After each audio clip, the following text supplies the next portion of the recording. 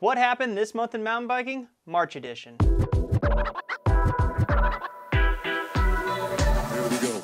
What happened in mountain biking is exactly that. We'll break down the previous month's news, event results, must-watch videos, new products, and rider relations. This is a monthly series, so hit that subscribe button and click the bell to get notified when each episode drops. Now, on to what happened in mountain biking. Let's get started.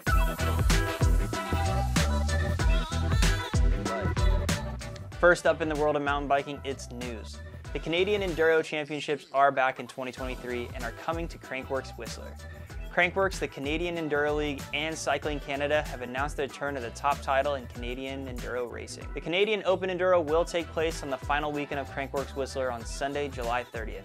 And while Canada's elite will have their eyes set on the championship titles, the race itself will be open to elite and amateur racers from all nations. Racers can expect the high caliber racing, advanced terrain, and iconic Whistler tracks they've come to expect of enduro racing at Crankworx Whistler. Cycling Canada Director of Marketing and Events Josh Peacock had this to say: "We are thrilled to be working with Crankworx and the Canadian Enduro League to host the Canadian Enduro Championships as a part of the wider Crankworx Whistler Festival. By working alongside two of the most reputable enduro race organizations in the country, we're confident that athletes from across the country will have access to the highest possible caliber of racing as they battle for the coveted Maple Leaf sleeve." The Canadian Championship titles will be awarded to the top Canadian male and female riders racing in the Elite 17 and up category of the Canadian Open Enduro. Registration will go live at 10 a.m. Pacific Standard Time on April 13th. Trailforks has released 3D maps. The new 3D map feature will allow you to visualize climbs, descents, and everything in between. This new feature will actually help you with scouting out new trails so you can check to see how steep a new ascent will be or if it's more mellow. It also will help you out with your downhills to match your skill level or your adrenaline needs. The 3D feature will work both on computer as well as mobile devices and is available now and open to everyone with a Trailforks account. The Marin Museum of Bicycling and Mountain Bike Hall of Fame have announced their 2023 inductees. The inductee class will consist of 4 athletes: cross-country Olympic gold medalist and 6-time European and world champion Gun Rita Dahl Flesha, the ever-unique 99 dual slalom world champion and 96 downhill world champion runner-up Sean Palmer, downhill mountain biker turned boisterous announcer Rob Warner, and mountain bike pioneer and trail builder Diddy Schneider. The Marin Museum of Bicycling had this to say: "For 2023, the Mountain Bike Hall of Fame honors an international cast of 4 luminaires, each of whom have left an indelible mark upon our sport in the arenas of competition, race commentary, and bike park design and construction. British Cycling have released its first concussion guidance for its events and have also changed a rule that will give commissaries the power to pull riders from events if they deem them a safety risk. British Cycling have released its first concussion guidance for its events. They have also changed a rule that will give commissaries the power to pull riders from events if they deem them a safety risk. The new guidance recommends that any cyclist that is suspected of a concussion be removed from the event until appropriate treatment can be given, and riders should not ride again on the same day. British Cycling states the guidance is based on the latest evidence and best practices used around the world. The new protocols have been led by Chief Medical Officer at British Cycling, Dr. Nigel Jones. He had this to say: "In my time working with the Great Britain cycling team, we've made excellent progress on educating riders, coaches, and staff on the risk of concussion and how we manage them appropriately to ensure that riders take the time they need to fully recover. The guidance for the wider sport, which we are publishing today, is another really positive step forward. And with the support of our resources and e-learning, I hope that we will start to bust some of those stubborn myths about concussion and give people in the sport the tools and knowledge they need to keep riders safe. The message is really clear: for the safety of the injured rider and those they are riding with, if in doubt, sit them out." The UCI Pump Track Championships are back for 2023, with the championships being hosted in Argentina in November. There will be 2 qualifiers in April, both on the 29th, one in Paris, Texas, and another in Beijing, China. While there will be 5 qualifiers in May: Fussen, Germany on May 6th, Middelkerk, Belgium on May 13th, both Hawick, Scotland, and Saint-Laurent-de-la-Salenques, France on the 21st, and wrapping up May at Vittoria Bike Park in Italy. A qualifier win will get you an all-expenses-paid trip to the championships. Head over to pumptrackworldchampionships.com to register. Wrapping up news is Annie Ford, who sets the world record for most vertical descended in a 24-hour period. She accomplished this feat after completing 100 laps at Coronet Peak in Queenstown, New Zealand which accumulated to 42,030 meters or 137,894 feet. The previous record was set at 40,840 meters in a 24-hour period. Annie was able to complete her ride in only 18 hours and 53 minutes, smashing the previous record. Way to go, Annie. That's a crazy accomplishment. Here we go. From news, we jump over to event results. Round 2 and 3 of the Cerro Abajo Urban Downhill took place this month, with Round 2 happening in Medellín, Colombia, a new location for the series, and it was intense. The hometown kid, Juanfer Velez, was top of qualifying, and he took that straight into the main, crushing it with a nearly 2-second win, all coming from the last section, which is a massive stair set. Sebastian Holguin, another Colombian local, had an amazing run to finish second, with Lucas Borba only 2.5 seconds back from Velez. The standings after round 2 had Juanfer Velez on top with a 42-point lead over round 1 winner Tomas Slavic, with Lucas Borba in third, another 7 points back. Check out the full replay at the link in our description. A couple big crashes in the final round of the Cerro Abajo series in Guanajuato created huge drama in the overall standings. The course started with a nasty first stair set, went through 2 houses, and finished with a couple massive gaps. Both contending series leaders Tomas Slavic and Juanfer Velez would run into issues. Tomas would suffer a massive crash but would be able to get back up and finish his run, but would end up 13th. This would give Juanfer Velez the overall series win, and we expected to see an amazing celebratory run, but a blown front tire would put him out of the race. Felipe Aguirre would finish less than a second back of second place, taking home the last step of the podium. In his second ever urban downhill, Jackson Goldstone would lay it down on the downhill bike in the finals and take second place on the day with a clean run through every section. Camilo Sanchez would take the win, sending it like a madman this round, putting down a blazing time, besting Jackson's by 2.21 seconds and putting the Enduro bike on top. Simply an insane run by Camilo. With the Cerro Abajo series finishing up, let's take a look at the overall standings. Juanfer Velez would take the overall series win with 119 points. Camilo Sanchez would jump up to second with the final round win, 24 points back, and Tomas Slavic would drop to third after the crash with only 78 points. The whole Cerro Abajo Urban Downhill series was insane. These dudes are absolutely wild. Each round of the series offered amazing courses, and we can't wait to see what they have in store next year. The Crankworx World Tour is underway, starting things off in Rotorua. The festival kicked off with the RockShox Taniwha downhill after a rain-soaked qualifying and practice. The finals were delighted by sunshine and some tacky dirt conditions, with a couple gnarly rut sections that would put riders rolling the dice for the best option. The women's downhill was all about the send, with Jess Blewett sending the big 65-foot gap to put her on the top step of the podium. Jenna Hastings would be the only other female to attempt the gap, and with a scary nosedive was able to hold on to it and finish in second, 6 seconds back to Jess. Shania Rawson on the Enduro bike rounded out the podium in third, 3 seconds back of Jenna. In the elite men's, it was a tight battle with less than a second separating the top 3. It would take till the last run to get your winner in Loic Bruni. The reigning downhill champ looked cool, calm, and collected in the final run of the day, with his composed style of riding coming out just on top over the impressive ride from Oliver Zwar on his new Canyon Collective FMB racing ride. Nico Mullally rounded out the top 3 after being the only rider to successfully send the insane log gap in the middle of the course.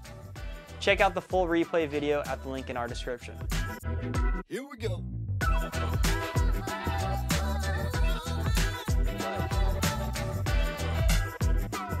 The final event of Crankworx Rotorua was Slopestyle in memory of McGazza, and the boys came out sending it. Tom Ised would take third after a huge first run, with both a massive cork 720 and a twister front cork 1080 mixed into a complete top to bottom run. Huge run for the Briton. The silver medal would go to David Godziak as he came out firing in his second run. A twister tuck no-hander and a cash roll tail whip to wrap up his final run would put him just off the top step by a mere 0.25 points. Continuously pushing the competition, it was Emil Johansson taking another slopestyle gold. Emil's banger 360 bar to double down whip was insane. So much precision and technicality thrown into one jump. This marks his 10th Crankworx slopestyle win. For a full look at what happened at Crankworx Rotorua, check out our full recap, link down in the description. Here we go.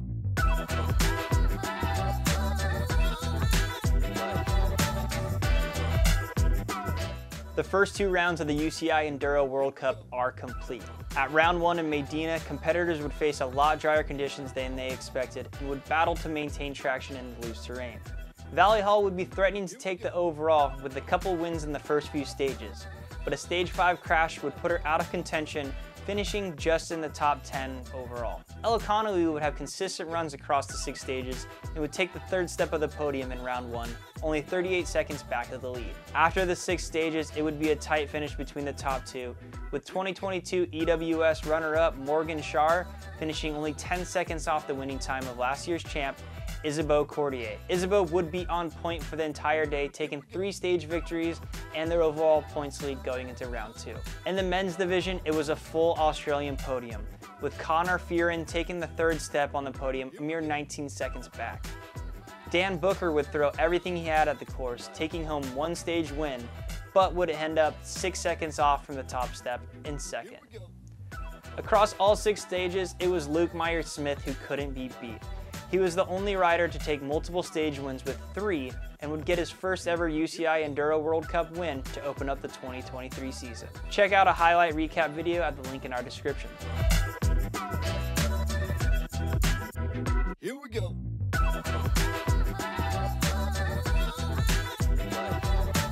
After a 4-year break, it was back to Derby for round 2 of the Enduro World Cup. In the women's division, World Cup leader Isabeau Cordier would struggle through the first half of the day after a practice crash, but would be able to salvage a 4th on the day.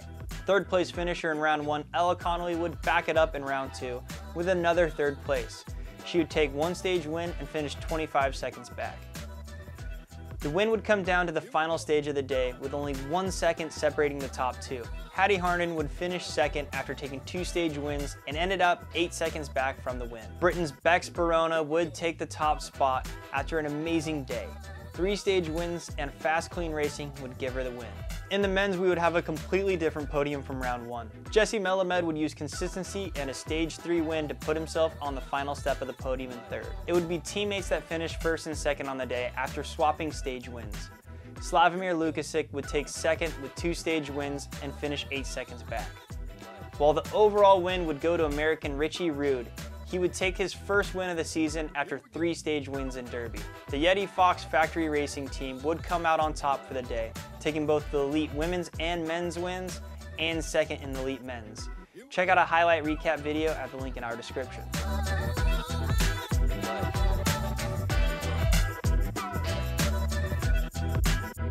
Here we go. The overall standings of the UCI Enduro World Cup look like this going into round 3. Riders are rewarded with additional points for stage results, so keep that in mind. In the elite women's, Bex Barona leads the standings just 17 points over last year's champ Isabeau Cordier, while Ella Connolly sits in 3rd with 778 points. In the elite men's, Richie Rude leads the way with a 74-point gap over 2nd place Dan Booker, with round 1 winner Luke Myers-Smith in 3rd with 689 points. Round 3 will be in Italy on June 4th.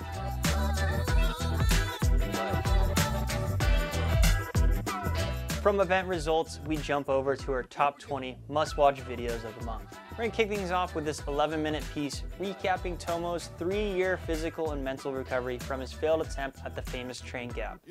Really well shot, and Tomo holds nothing back in telling his story. Up next is Dylan Butcher and Island Flow. This one is rad coming from Dylan Butcher. Putting together a new line, he ran into the weather of Vancouver Island, which ended up giving an insane contrast with the snow-covered trails. Super rad piece, definite must watch. Do you hate it when videos have a bunch of music overlaid over the footage and want something a bit more raw? Well, check out Brett Reeder's latest YouTube videos, high quality, raw mountain bike content.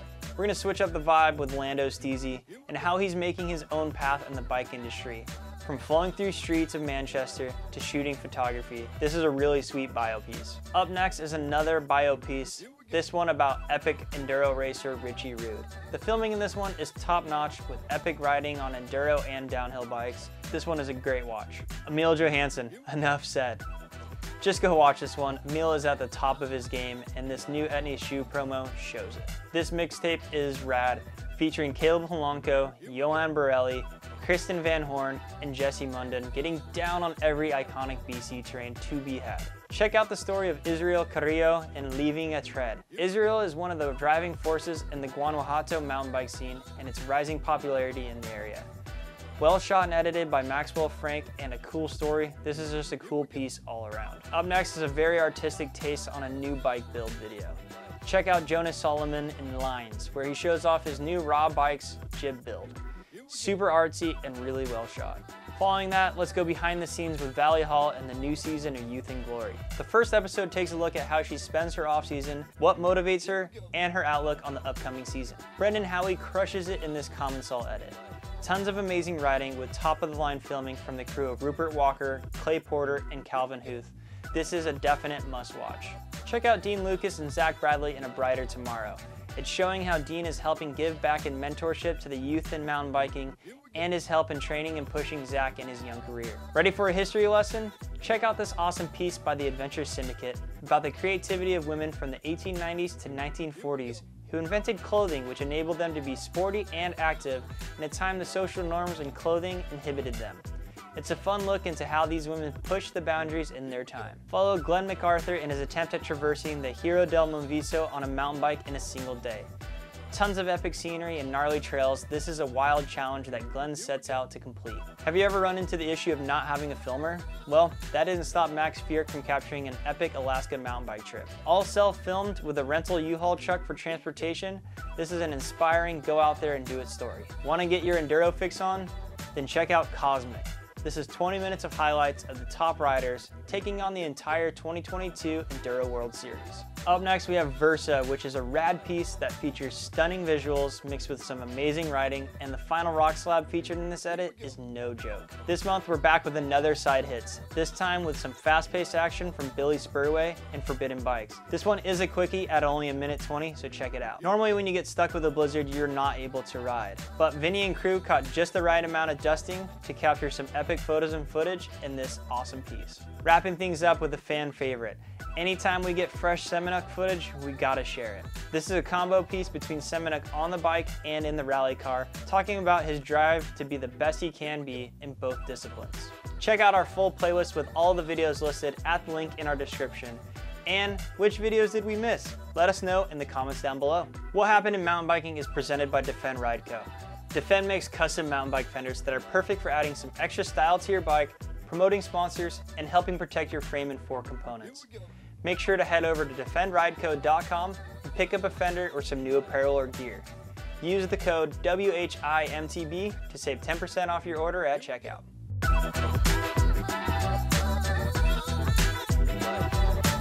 On to new products, and we're kicking it off with the highly anticipated SRAM Eagle transmission. 3 group sets are being released: XXSL, XX, and XO.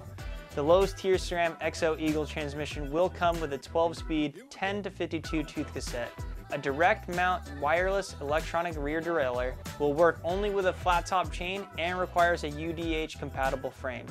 The full package, including cassette, derailleur, cranks, shifter, chain, battery, and charger, will run you $15.99 US, while the top tier XXSL will run you up to $26.99. Are you going to make the switch to a wireless electronic drivetrain? Let us know down in the comments. Snik announces a new GPS-enabled security device to help protect your bike from theft. Snik uses GPS, cellular, and Bluetooth technology in case of a bike theft. Once you've paired your device with their mobile app, you'll be notified when your bike moves without you. The mobile application will be available both on iOS and Android. Similar to an AirTag technology, if the battery level of Snik gets low, it will use Find My and preserves battery life. Users are able to change the frequency of GPS pings, so the battery life can last you up to 9 weeks on one full charge, and the battery level can be monitored in the app. They are available for purchase at sync.bike, but does have a 2 to 3 month delivery time at the moment, and will have monthly service charges. Industry 9 releases their new iRiX headset, adding to their lineup of components. The cups, top covers, and top caps are machined in the USA from 7075 aluminum with 11 total color options and fit a wide variety of frame designs. They utilize Enduro's 440C stainless steel bearings and come with a split crown race with replaceable dual lip crown race seals. They come backed with a lifetime warranty and start at $165 US. Trinity has opened up their pre-orders for their first batch of frames. The gravity frame utilizes 4130 chromoly for the front of the frame with CNC 6061 alloy for the rear. They have front travel from 180 to 200 millimeters and rear travel of 160 to 200 millimeters. Come in 4 sizes with options for all wheel sizes or 29-inch wheels. Weighing in at 9 pounds without shock and will cost $6,065 US. Head to trinitymtb.com for more information and to pre-order. Focus Bikes have dropped their Raven Hardtail, a carbon cross-country bike with in-frame storage. This bike comes in only 29-inch wheels and features a 120mm fork, 66.5-degree head tube angle, and 74-degree seat tube angle. It's available in 4 sizes from small to XL and will cost €2,199 for the bottom tier and €3,599 for the top model. Here's a different product in the Cycplus Cube electric pump. It's a rechargeable electric tire pump that has an aluminum body with a silicone case and weighs 97 grams. The downsides are that it is fairly loud and is slow and won't push out enough air to seat a tubeless tire. It is a fun little item, but might be a little while before it becomes a mainstay on the trail. YT has launched their Capra Core 3 model, filling the gap in their Enduro park lineup between the Core 2 GX and Core 4. The Core 3 comes with a carbon frame, is available in full 29-inch or mixed wheel sizes, with 165mm or 107mm rear wheel travel, and ships with a 107mm fork, but can go up to 180mm. It features the RockShox Web Ultimate fork, Super Deluxe Ultimate Air Shock, Renthal stem and bar, and SRAM's wireless GX Eagle Axis shifting. The YT Capra Core 3 is priced at $4,599 US. ODI releases their new Reflex lock-on grips. The V2.1 lock-on single clamp system provides more usable grip space and comes with reinforced durable ends. They feature soft, flexible ribs at the thumb to provide impact damping and have a padded top grip section for excellent shock absorption.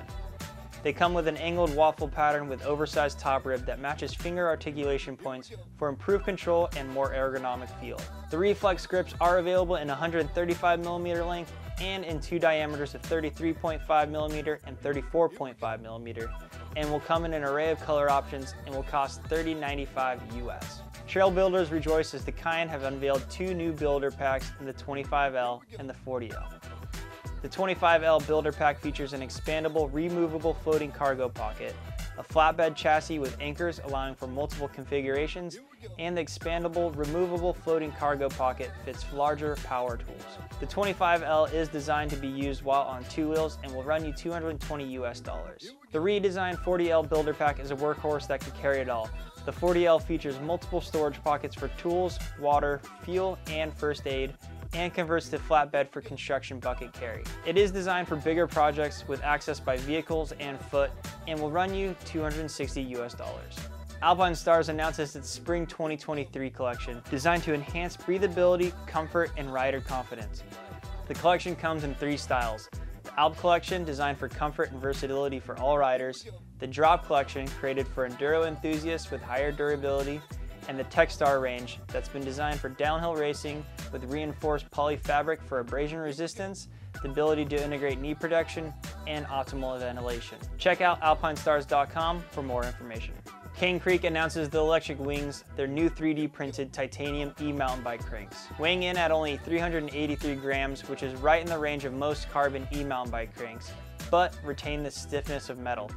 They are designed to minimize the overall size and overhang of material beyond the pedal insert to reduce pedal strikes and is compatible in 7 motors. They have a 5-year warranty and will run a high cost of $1,299 US and are available now at canecreek.com. There were a ton of new products dropping this month, especially with the Taipei Cycle Show happening. We just scraped the surface of new releases. Let us know what we missed in the comments down below.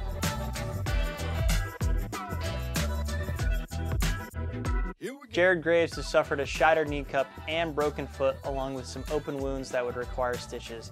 The incident occurred when he was out on a road bike ride and a car that wasn't looking turned into him. Jared says that he will require surgery in the near future. YT releases that Casper Woolley sustained a grade 5 spleen injury during training earlier this month. Casper is currently recovering from surgery after spending 10 days in the hospital to save half of his spleen. He will be limited to low-risk activities for the next 3 to 5 months. He will sit out the Enduro World Cup until he is fully recovered, and YT has said they will fully support him through this difficult period. After an amazing podium ride at Crankworx Rotorua, it's unfortunate news to hear that Nico Mullally had a crash training for the Tennessee National. He has released that he has broken his pelvis that will require surgery to fix. Noga Korum sustained a head injury prior to the Derby Enduro World Cup round and decided to sit out the second round of the series. Elliot Heap will also miss round 2 of the Enduro World Cup after a crash on the last stage of the opening race last weekend. Similar to Elliot was Cole Lucas, who also announced that after a crash at round 1 in Medellín, he would sit out round 2. We wish all the athletes a quick and speedy recovery and that they'll be back on 2 wheels soon. Thanks for watching another episode of What Happened in Mountain Biking. What would you like to see more of? What did we miss? Leave a comment or suggestion down below. And if you like this video, make sure to hit the subscribe button right here. Also, check out some of our other content. We've got rider edits, vlogs, and how-tos with a lot more videos coming. Thanks for watching, and we'll see you next time on What Happened in Mountain Biking, presented by Defend Ride Co.